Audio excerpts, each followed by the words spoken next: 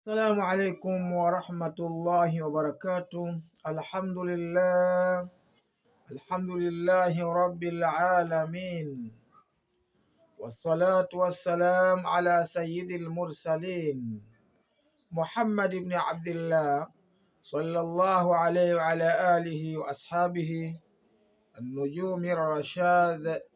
Amma baad, ndugu zangu watukufu watazamaji wa chaneli yenu pendwa Alhidaya, leo biidhnillahi tabaraka wa taala tutazungumzia thawabu talabil ilmi wa taalimihi liwajhi llahi azza wa jal, thawabu za kutafuta ilmu na kuifundishayo hiyo ilmu kwa sababu ya kutafuta radhi za Mwenyezi Mungu Subhanahu wa Ta'ala. Tutazungumzia thawabu za kutafuta ilmu baada ya kuipata, kuifundishayo hiyo ilmu kwa malengo ya kutafuta radhi za Mwenyezi Mungu Azza wa Jalla, sio kwa sababu nyingine. Hadithi tunayoanza nayo ni ya Abi Darda. Hadithi ya Abi Darda radhiyallahu anhu qal sami'tu Rasulullah sallallahu alayhi wasallam, nimemsikia Mtume sallallahu alayhi wasallam yaqul, anasema man ghada yuridu al-ilma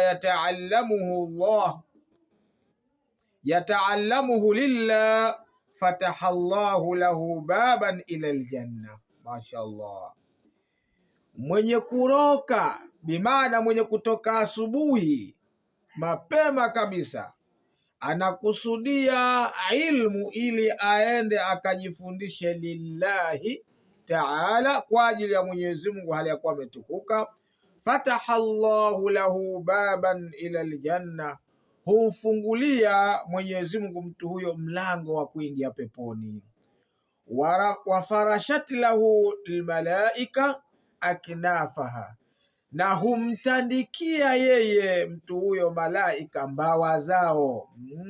Wasallati alayhi malaikatu samawati, na wanamtakia rehma juu yake malaika wa mbinguni huko, wahitanul bahari, na samaki walio katika bahari. Walilalimi min alfadli ala alabidi kalqamari lailatal badri ala asghari kaukabin fi sama, anasema ana mwanachuoni kutokana na ubora juu ya muabidifu mtu mwingine anayefanya ibada ambaye sio mwanachuoni.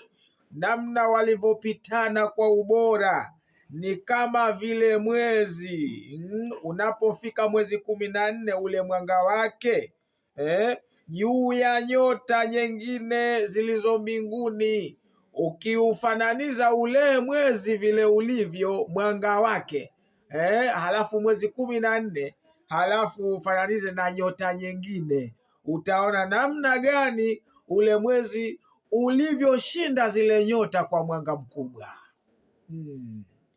Walulamau warathatul anbiya, na wanawachuoni ndio mawarithi wa mitume. Ala innal anbiya lam yuwarithu dinara wala dirhama, hakika mitume hawakurithisha pesa, yani hawakurithisha dinari wala dirhamu, kwa maana hawakurithisha pesa. Walakinnahum warathul ilma, lakini wao wa mitume wamerithisha ilmu. Faman akhadhahu akhadha bihadhihi, basi mwenye kuichukua ilmu ameichukua ilmu kwa hadhi yake, kwa cheo cha mtume yule yule. Wa mautul alimi musibatun la tujbaru, na kufa mwanachuoni ni msiba usio tujibaru, yani ambao hauwezi kuungika. Wa thulumatun la tusad, ni pengo ambalo haliwezi kuzibika. Na ni kweli, kwa sababu mwanachuoni akifa basi watakaotokezea hawatafika namna yake vile alivyo, kwa sababu kila mwanachuoni na mambo yake ambayo mwingine hawezi kuyachukua. Wa huwa najmun thumisa, nayo ni nyota iliyozimika. Akasema mautu qabilatun aisaru min mauti alimi, na kufa kabila zima ni kwepesi zaidi kuliko kufa mwanachuoni. Kwa hiyo hapa katika hadithi tumeona namna gani ubora wa mwanachuoni, lakini vile vile Mtume Muhammad sallallahu alaihi wasallam katika hadithi nyingine ambayo kharaja Ibnu Majah, ameitoa Ibnu Majah, akasema qala Rasulullah sallallahu alaihi wasallam, amesema Mtume, afdalu sadaqa, bora sadaqa, an yataallama almar'u almuslim ilman thumma yuallimuhu akhahu almuslima. Bora sadaqa an yataallama almar'u almuslimu ilma, ni kujifundisha mtu ilmu, thumma yuallimuhu akhahu almuslima, kisha akamfundisha hiyo ilmu, kumfundisha ndugu yake aliye Muislamu. Hiyo ni sadaka iliyo bora mno kuliko mtu kumpa gari. Na hadithi ambayo ameipokea Abu Dharri, Mtume sallallahu alaihi wasallam anasema la antaghdu fatuallima ayatan min kitabillah khairul laka min an tusallia 100 rakaa. Mtu kutoka asubuhi akajifundisha aya katika kitabu cha Mwenyezi Mungu, jambo hilo ni bora kwako wewe uliyefanya hayo kuliko kuswali rakaa 100.